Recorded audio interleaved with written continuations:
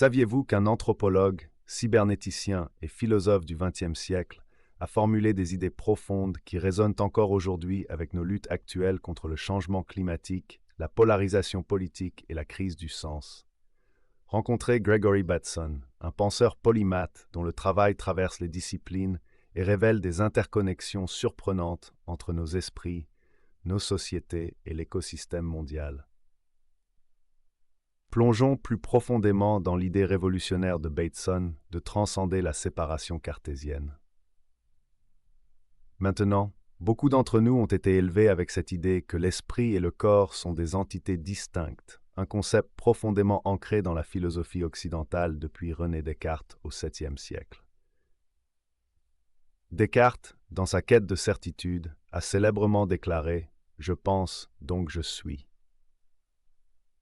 Cette déclaration, bien que puissante, a créé une dichotomie, une séparation entre l'esprit pensant et le corps physique. Bateson, cependant, a remis en question cette dichotomie. Il a soutenu que cette séparation esprit-corps n'est pas seulement inexacte, mais aussi dangereuse. Elle crée une fausse perception de nous-mêmes en tant qu'individus isolés, déconnectés les uns des autres et du monde qui nous entoure. Imaginez-le, une vision du monde où nous sommes des îles isolées, existant indépendamment du vaste océan de la vie. Bateson a proposé une perspective différente, holistique. Il a soutenu que nous ne sommes pas des entités isolées, mais plutôt des parties intégrantes d'un système plus large. Un système où l'esprit, le corps et l'environnement sont inextricablement liés. Pensez-y. Nos pensées, nos émotions et nos comportements ne sont pas simplement internes. Ils sont influencés par notre environnement, nos interactions sociales et même les processus physiologiques qui se déroulent dans notre corps, et vice-versa. Nos pensées, nos émotions et nos actions ont un impact sur notre environnement, nos relations et notre santé physique. C'est une rue à double sens, une danse complexe d'interconnexion. Bateson croyait que comprendre cette interconnexion est essentiel pour relever les défis auxquels nous sommes confrontés en tant qu'individus et en tant qu'espèce. Prenez par exemple la crise climatique mondiale. Du point de vue cartésien, nous pourrions considérer le changement climatique comme un problème purement environnemental, quelque chose d'extérieur à nous-mêmes. Mais la perspective de Bateson nous invite à voir les choses différemment. Elle nous invite à reconnaître que nous faisons partie du système climatique, que nos actions y contribuent et que nous sommes également affectés par lui. Ce changement de perspective, de la séparation à l'interconnexion, est au cœur du travail de Bateson. C'est une clé pour débloquer une compréhension plus profonde de nous-mêmes et du monde qui nous entoure. C'est le fondement d'une écologie de l'esprit. Maintenant, plongeons plus profondément dans le concept fascinant de la double contrainte, une idée pionnière introduite par Bateson qui met en lumière la nature complexe de la communication et ses effets profonds sur notre santé mentale. Imaginez ceci, vous êtes un enfant dépendant de vos parents pour l'amour, le soutien et la validation. Mais les messages que vous recevez de vos parents sont contradictoires, créant une situation impossible. Par exemple, votre mère vous dit qu'elle vous aime, mais son langage corporel exprime de la distance et du rejet. Ou votre père vous encourage à exprimer vos sentiments, mais vous critique ensuite lorsque vous le faites. C'est le cœur d'une double contrainte, une situation dans laquelle vous êtes confronté à deux demandes contradictoires, et le respect de l'une signifie nécessairement la violation de l'autre. Ce n'est pas un simple désaccord ou un conflit. C'est une situation sans issue, un piège communicatif qui peut avoir des conséquences psychologiques dévastatrices. L'enfant pris dans cette toile d'incompatibilité fait face à un dilemme. Comment répondre à des demandes qui s'excluent mutuellement? Bateson a soutenu que l'exposition répétée à de telles doubles contraintes peut contribuer au développement de la schizophrénie et d'autres troubles mentaux.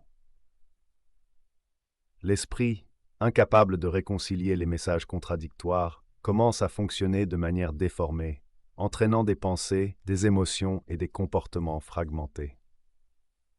Cependant, l'importance de la double contrainte s'étend au-delà du domaine de la santé mentale.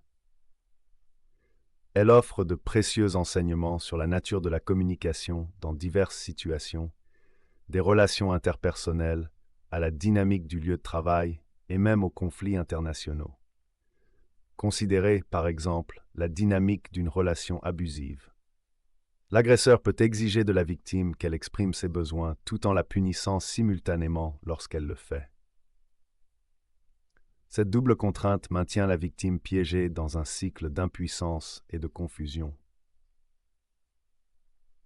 Ou considérez le lieu de travail où les employés sont invités à être à la fois innovants et à se conformer strictement aux protocoles établis. Cette double contrainte peut étouffer la créativité et entraîner la frustration et le désengagement. En reconnaissant les schémas de la double contrainte, nous pouvons commencer à démêler les fils complexes de la communication et créer des interactions plus saines et plus productives. Comprendre la double contrainte est un outil puissant pour naviguer dans les subtilités des relations humaines et pour créer des environnements où les individus peuvent s'épanouir. Alors la prochaine fois que vous vous retrouverez dans une situation où les demandes semblent contradictoires, rappelez-vous la double contrainte. Cela pourrait bien vous donner la clé pour débloquer le mystère. Plongeons maintenant dans le concept central du travail de Bateson, l'écologie de l'esprit. C'est une idée qui remet en question notre compréhension conventionnelle de l'esprit et nous invite à adopter une perspective plus holistique, une perspective qui reconnaît les interconnexions profondes entre l'esprit, le corps et le monde qui nous entoure. Dans son ouvrage fondamental, Steps to an Ecology of Mind, Bateson soutient que l'esprit ne se limite pas aux confins de notre crâne. Il ne s'agit pas d'une entité isolée, fonctionnant indépendamment du monde extérieur. Au contraire, l'esprit s'étend, s'infiltrant dans notre corps, nos relations, nos communautés et même l'environnement naturel. Imaginez un écosystème, un réseau complexe d'organismes interconnectés. Chaque organisme, du plus petit microbe au plus grand mammifère, joue un rôle dans le maintien de l'équilibre du système. De même, nos pensées, nos émotions et nos comportements font partie d'un réseau plus vaste d'interactions, influençant et étant influencés par les systèmes qui nous entourent. Considérez par exemple comment votre humeur est affectée par un ciel ensoleillé ou un environnement naturel paisible. Ou comment une conversation stimulante avec un ami peut déclencher de nouvelles idées et perspectives. Ce sont des exemples de l'écologie de l'esprit en action, des démonstrations de la façon dont notre esprit interagit constamment avec le monde qui nous entoure. Bateson a soutenu que comprendre cette interconnexion est essentiel pour notre bien-être et pour l'avenir de notre planète. Lorsque nous considérons l'esprit comme une entité isolée, nous avons tendance à négliger l'impact de nos pensées et de nos actions sur le monde qui nous entoure. Nous devenons déconnectés du tissu de la vie, nous menant sur une voie de dégradation environnementale, de conflits sociaux et de souffrances personnelles. Mais lorsque nous adoptons une perspective écologique de l'esprit, nous reconnaissons notre interdépendance avec tous les êtres vivants. Nous comprenons que nos actions ont des conséquences, non seulement pour nous-mêmes, mais aussi pour le réseau plus large de la vie. Cette prise de conscience nous permet de faire des choix plus éclairés, des choix qui favorisent l'harmonie, la durabilité et le bien-être collectif. L'écologie de l'esprit n'est pas seulement un concept théorique. C'est un appel à l'action, une invitation à vivre plus consciemment, plus attentivement et plus en harmonie avec le monde qui nous entoure. C'est une voie vers une existence plus significative et plus épanouissante, une voie vers un avenir où les êtres humains et la nature peuvent s'épanouir ensemble. Plongeons maintenant dans le domaine fascinant de la cybernétique, et explorons comment les idées de Bateson dans ce domaine ont révolutionné notre compréhension des systèmes, des boucles de rétroaction et des mécanismes complexes qui régissent le monde qui nous entoure. La cybernétique, en termes simples, est l'étude des systèmes de contrôle et de communication chez les animaux et les machines. Il s'agit des boucles de rétroaction, des flux d'informations et des processus d'autorégulation qui maintiennent la stabilité et l'équilibre dans les systèmes. Bateson, l'un des premiers partisans de la cybernétique, a vu son potentiel pour déverrouiller les secrets des systèmes complexes, des interactions au sein d'une seule cellule, aux dynamiques complexes des écosystèmes mondiaux. Il a réalisé que les principes de la cybernétique pouvaient être appliqués à une vaste gamme de phénomènes, des relations interpersonnelles aux schémas culturels et même aux processus évolutifs. Au cœur de la cybernétique se trouve le concept de boucle de rétroaction. Une boucle de rétroaction est un mécanisme par lequel la sortie d'un système est renvoyée en entrée, influençant ainsi le comportement futur du système. Il existe deux principaux types de boucles de rétroaction: les boucles de rétroaction positives et les boucles de rétroaction négatives. Les boucles de rétroaction positives amplifient le changement, conduisant à une croissance exponentielle ou à un effondrement rapide. Imaginez une boule de neige dévalant une colline, devenant de plus en plus grosse à mesure qu'elle ramasse plus de neige. Ou pensez à la propagation d'un virus, où chaque personne infectée en infecte plusieurs autres, ce qui entraîne une augmentation rapide du nombre de cas. Les boucles de rétroaction négatives, d'autre part, atténuent le changement, maintenant la stabilité et l'équilibre. Imaginez un thermostat qui régule la température d'une pièce, l'allumant lorsque la température descend trop bas et l'éteignant lorsqu'elle devient trop élevée. Ou pensez aux mécanismes de votre corps qui maintiennent une température corporelle constante, activant la transpiration lorsque vous avez trop chaud et les frissons lorsque vous avez trop froid.